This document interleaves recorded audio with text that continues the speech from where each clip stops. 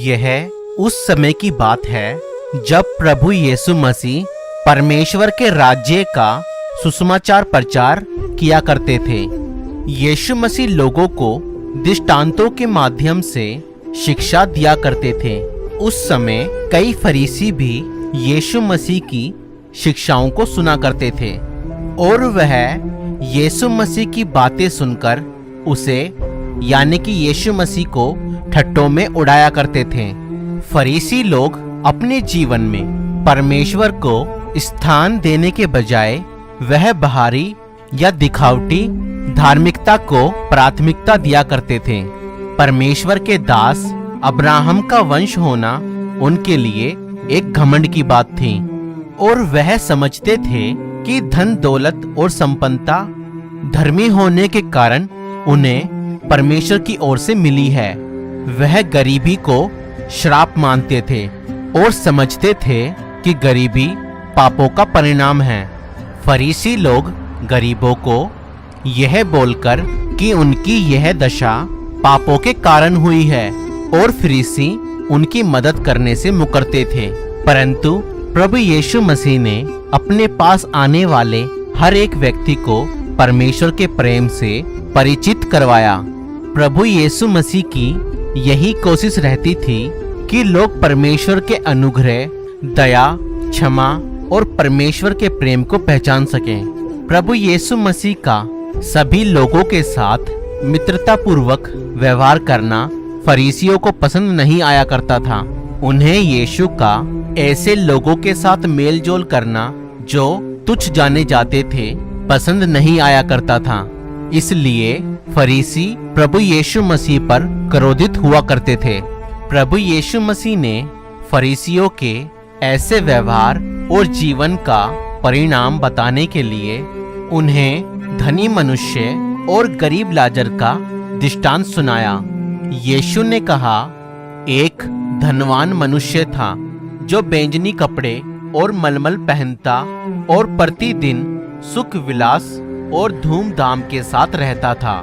लाजर नाम का एक कंगाल घावों से भरा हुआ उसकी देवड़ी पर छोड़ दिया जाता था और वह चाहता था कि धनवान की मेज पर की झूठन से अपना पेट भरे। यहाँ तक कि कुत्ते भी आकर उसके घावों को चाटते थे। ऐसा हुआ कि वह कंगाल मर गया और स्वर्गदूतों ने उसे लेकर अब्राहम की गोद में पहुंचाया और वह धनवान भी मर गया और दफनाया गया और अधोलोक में उसने पीड़ा में पड़े हुए अपनी आंखें उठाई और दूर से अब्राहम की गोद में लाजर को देखा।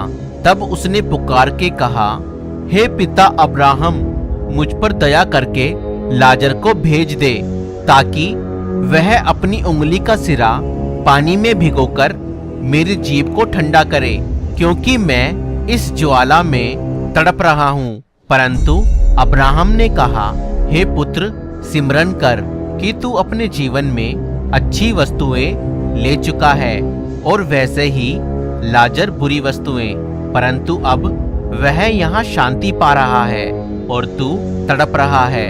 इन सब बातों को छोड़, हमारे और तुम्हारे बीच एक भारी गड्ढा ठहराया गया है कि जो यहाँ से उस पार तुम्हारे पास जाना चाहे वह ना जा सके और ना कोई वहां से इस पार हमारे पास आ सके। उसने कहा, तो हे पिता, मैं तुझसे विनती करता हूँ कि तू उसे मेरे पिता के घर भेज, क्योंकि मेरे 5 भाई हैं। वह उनके सामने इन बातों की गवाही दे, ऐसा ना हो कि वह भी इस पीड़ा की जगह में आए। अब्राहम ने कहा, उनके पास तो मूसा और भविष्यवक्ताओं की पुस्तकें हैं, वे उनकी सुने। उसने कहा, नहीं हे पिता अब्राहम, पर यदि कोई मरे हुओं में से उनके पास जाए तो वह मन फिराएंगे। उसने उससे कहा, जब वे मूसा और भविष्यवक्ताओं की नहीं सुनते तो यदि मरे हुओं में से कोई जी उठे तो भी उसकी नहीं मानेंगे। दोस्तों, ये धनवान व्यक्ति प्रतिदिन अच्छे और महंगे वस्त्र पहना करता था और तरह तरह का स्वादिष्ट भोजन खाया करता था। वह अब्राहम के वंश का था और मूसा और व्यवस्था की पुस्तकें भी उसके घर पर थीं, लेकिन उसने कभी भी इन पर ध्यान नहीं दिया। अगर आपके पास भी परमेश्वर का वचन यानी कि पवित्र बाइबल है और आप उसे नहीं पढ़ते, तो आज से ही पढ़ना शुरू करें। पवित्र बाइबल आपके जीवन को बदल सकती है। उस धनी मनुष्य का जीवन भोग विलास तथा संसार में आनंद करने में ही व्यतीत होता था, और दूसरी तरफ लाजर नाम का एक व्यक्ति था जो कि कंगाल था। उसके पास इतने पैसे भी नहीं थे कि अपने घावों पर मरहम पट्टी करवा सके। वह उस धनवान की छूटन से अपना पेट भरा करता था और कुत्ते उसके घावों को चाटते थे। मगर जब वो दोनों मरे, तब निर्धन लाजर स्वर्ग में अब्राहम की गोद में है और धनवान मरकर अधोलोक में गया, जो एक नरक जैसी ही जगह है। और इसका मतलब यह कतई नहीं है कि सभी धनवान नरक में ही जाएंगे और या सभी गरीब व्यक्ति स्वर्ग में ही जाएंगे। कौन व्यक्ति स्वर्ग जाएगा या कौन व्यक्ति नरक में जाएगा, यह इस बात पर निर्भर करता है कि उस व्यक्ति के पाप क्षमा हुए या नहीं और उस व्यक्ति का उद्धार हुआ है या नहीं। एक अमीर व्यक्ति भी स्वर्ग जा सकता है और नरक में भी जा सकता है। ठीक उसी प्रकार एक गरीब व्यक्ति नरक में भी जा सकता है और स्वर्ग में भी। परमेश्वर धनी या अमीर होने को बुरा नहीं कहता। बुराई तब है जब मनुष्य में क्षमता होने पर भी वह भलाई नहीं करता। एक धनवान व्यक्ति भी विश्वासी हो सकता है और स्वर्ग जा सकता है।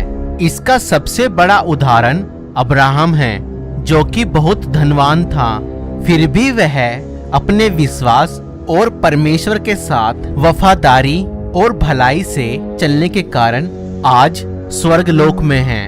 ठीक इसी प्रकार एक गरीब व्यक्ति भी अविश्वासी हो सकता है और नरक जा सकता है।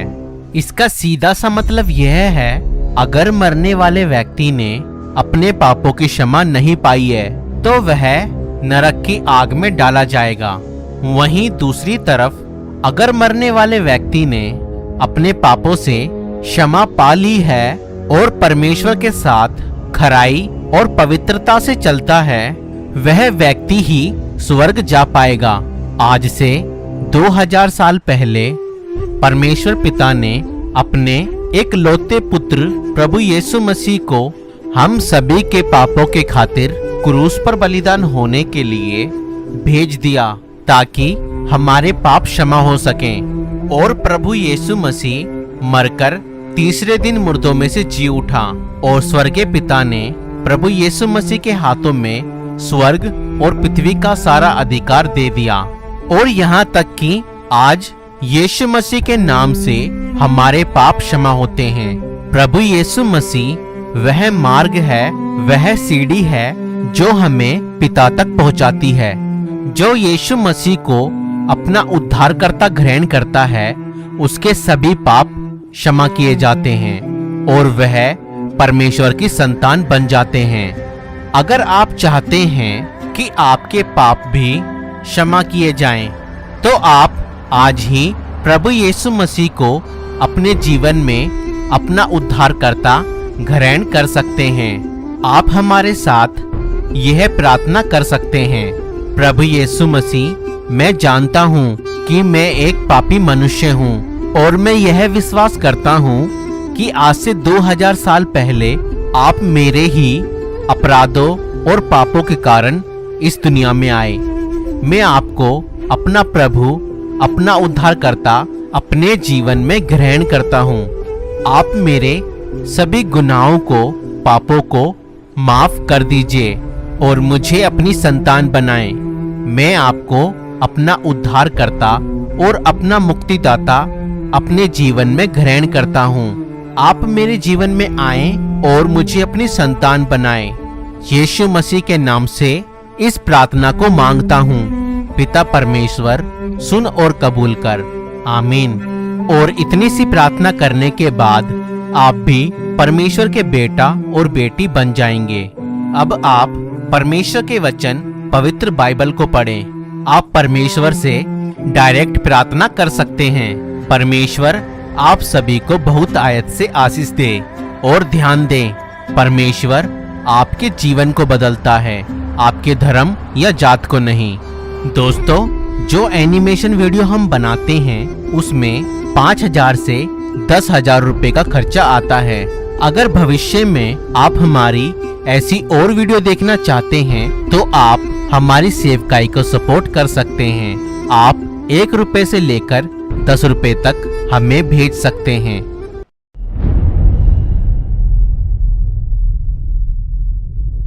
तो दोस्तों, अगर आपको ये वीडियो पसंद आई तो इस वीडियो को लाइक करें और अगर हमारे चैनल पर नए हैं तो हमारे चैनल को सब्सक्राइब करें। Thank you.